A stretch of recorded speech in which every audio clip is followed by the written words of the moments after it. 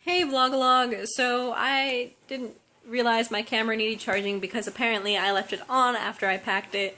So you're gonna see me pacing in some poor light for a bit, and I apologize for the sounds of the washing machine behind me and for any clips you may be seeing of Halo on the side here. So this week we're talking about theater, and I guess this is as good a time as any to talk about something I've never really mentioned in any of the videos I've ever done before. I don't know why necessarily. I made a point to before not mentioning it, but now it's just kind of been a thing where I just never figured to mention it, and I guess now's... but I grew up and lived up until the past couple of years, mostly in Vegas. It's where I go when I visit home now, because I'm up away at college, and this is my first summer where I'm not going back home, so it's kind of weird. But yeah, so being in Vegas, I'm kind of similar to Alex's situation, but more like Kevin's now, where I'm really close to a lot of shows and a lot of theater being put on. Granted, unlike Broadway, it doesn't change as often in Vegas, though it is actually starting to now that we have a center. Well, it's called a center, but we now have a place where Broadway shows actually come and visit, and the traveling shows come, and we get to see them for a while they're in town. So I've been around theater since I was really young. My parents liked taking me out to the shows, and I really liked them, and they're always really interesting to see. And I think it's also interesting to think about what we necessarily constitute as theater, whether or not it's something that takes place in a theater, or something that is considered a play, or a musical, or something of that sort.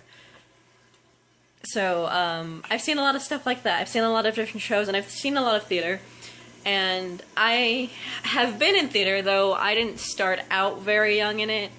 In middle school, there was a teacher who liked to play favorites with choir students she had already acquired when she started the program, and I realized it quickly after going through one casting attempt, and so I didn't do it at all in middle school, and it kind of left a sour taste in my mouth in high school when I started freshman year, and there were other things going on at the same time. But by my sophomore year, I realized all my other friends that I had in my group were all theater people, and one of them managed to convince me to try an audition, so I did, and I got a secondary role, and I was pretty cool with it.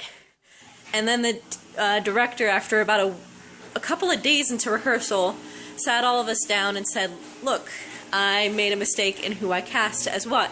And I didn't realize it until now, but I own up to my mistakes, and I did, and I apologize, but this is, I'm gonna give you guys your new role. And suddenly I was the lead character, the lead girl, whose unfortunate name was actually Girl, because she was abandoned in Illinois, and went through so many foster homes, no one ever bothered to name her in this town, so they just kept calling her Girl. And now my mom occasionally uses that as a nickname for me. I actually have a poster with all the signed signatures, that's redundant, all the signatures from everyone who was in that play, but it's not with me because I left that at home because it's kind of big to try and shove in a case. But eventually, when I have a place that's more permanent, I'll probably have it around hanging in like an office space or something, because I really love that was a senior graduation gift from the director in my high school. And now that I'm in college, I tried to do it. I didn't do it my freshman year because I wanted to check out my workload, and besides, the school I went to the first year really dedicated to their theater program, in the sense that there were like 8-hour rehearsals or something crazy like that, I remember finding out, and I wasn't sure I could do that and manage to do all the work I needed to do for classes and go to class, so I didn't do it the first year, and it made me really sad. But then I picked it back up once I changed schools, and while I've only been cast in 24-hour productions, it's been a lot of fun, and it's something I want to keep doing, and hopefully we'll get to do my last semester, but it's definitely a lot of fun to do. I think, going to Niall's conversation about techies, I love tech people because they put on a lot of amazing productions, and they help, and they're such a big part of it, and like half of my friends were actors and the other half were techies, so I completely understand where they come from and where they want to be, and it's cool, and it's amazing the kind of things they can help do and how much they help in the production, because honestly, if it weren't for some of the techies or the people who are more technically based in certain things, I probably would have looked ridiculous a couple of times on stage. But I kind of fear I had to be that person who would try, like, I wouldn't intentionally try to think I knew more than the person who was doing it. It'd more be like I'd sit there and I'd be indecisive about what's going on and trying to change it suddenly. And I mean, most of the time I try not to be that kind of person who's an inconvenience in that way, but honestly it happens. Like, if you try to take me out somewhere to eat and you are solely relying on me to choose a restaurant, you better cross your fingers it's on a day where I actually know exactly what I feel like eating for whatever meal we're going for. Otherwise, it's gonna be like pulling teeth, because you're gonna have to give me options, and I'm gonna have to think about it and what exactly I definitely don't want before figuring out something that's decent to eat, I guess. It's a problem I've been working on. It's something I realized a lot when visiting family and going back home, or just visiting family who lives elsewhere, and they ask me somewhere to go eat, or even just date nights with my boyfriend, because that happens a lot, where he asks me where I want to go, and I'm just like, I don't know. Exactly. That was his voice, by the way. It's just, so he's the random person you see on the side when I'm pacing back and forth here.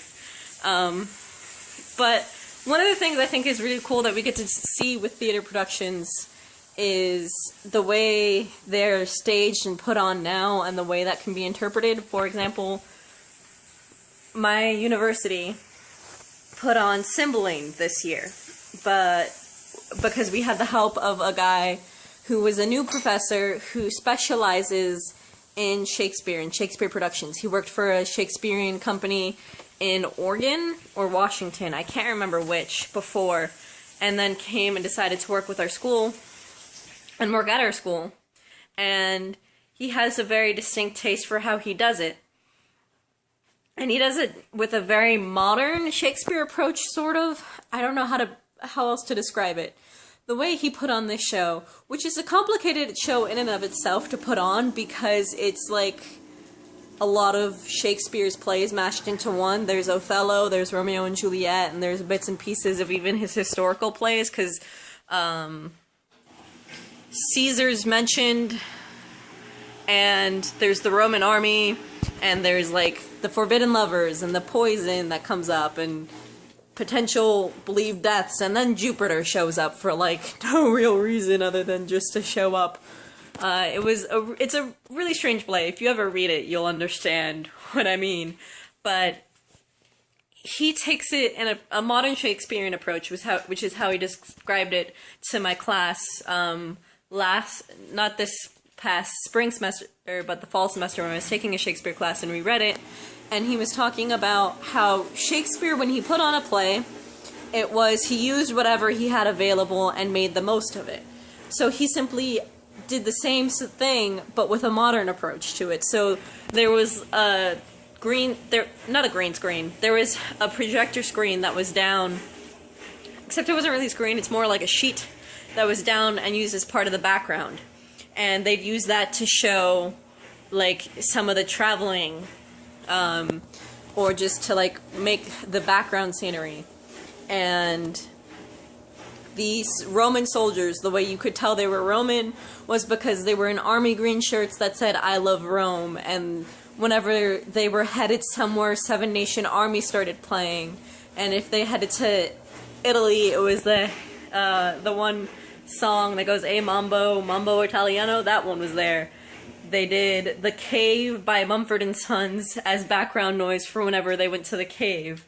They had Uptown Funk and the Lonely Hearts Club song. I want to say that's from the beginning of Rocky Horror Picture Show, but I could be entirely wrong and it's from something else. But that song, and they adapted it to fit into the context of the play. And the one song that's in the actual play, called Hark the Lark, is set to the tune of a modern song that I can't remember the name of, and I couldn't remember the name of it when I was watching it. So that was a thing. And it's really cool that we can do these things, and I think it's really interesting to watch and see how we can put these interpretations of things. And I think the last end, maybe the last end thing I want to end on is I actually wrote a play. It's still very much a work in progress. It's very cheesy, but I think if there's any place you can get away with cheese, like over cheesiness, it's in a theater play. Whether or not it's directly mentioned as being too cheesy or not, like, there's just a way to get away with it. For example, if you look at the musical, the movie interpretation of the musical Into the Woods, the agony scene, if you're trying to tell me that isn't overtly cheesy and very theatrical, I don't know how you're gonna argue that it's not, because that's all that scene is, and it's wonderful for the way it does it. Other than that, maybe I might have sung, like, some tunes, but I'm still working on being comfortable singing in front of people other than people I'm very, very close to and comfortable being around, which right now is limited to, like, 3 people. So, yeah, that's not gonna happen. But until next week, Vlog-a-log. Bye.